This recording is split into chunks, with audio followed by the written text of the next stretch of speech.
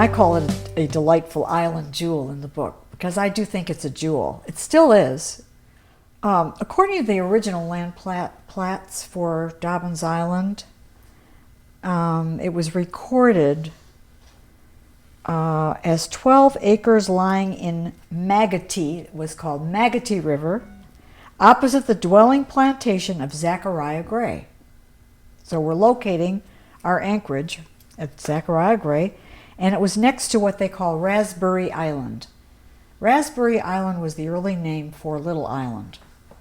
So you have the early name for Dobbins Island was called Big Island and attached to Raspberry Island. So who do you think owned it originally? John Gibson of Annapolis.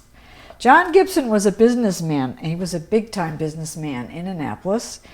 And this is in the early 1800s, and he bought all of Gibson Island at one point, and he also owned Dobbins Island. This is a scrapbook, a 1934 scrapbook, showing a series of photographs of two young bald eagles.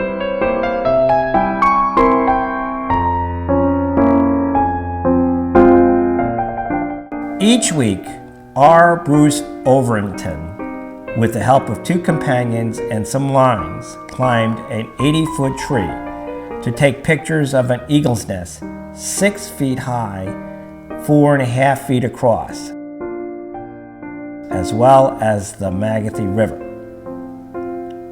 On March 18th, only a few days old, the egrets are lost in their huge nest. On April 22nd, Milton R., holding the 6-week-old bird, rapidly developing feathers.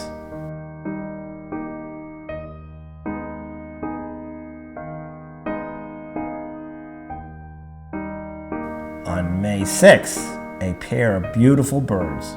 Arthur Terrell has his hands full. May 22nd, at 10 weeks, the birds are ready to fly and no longer could be handheld.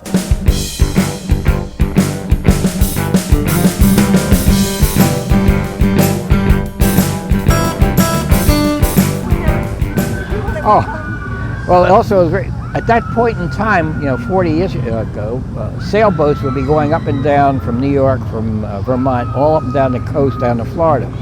And they would come up to the Magothy River because it was noted on the map as an isolated overnight stop. And when they would come, my daughters and I would swim out to the boat, invite them ashore for dinner, and we met some very interesting people. And I remember seeing bottom in 6 feet of water, and seaweed then. Seaweed, not submerged aquatic vegetation, seaweed.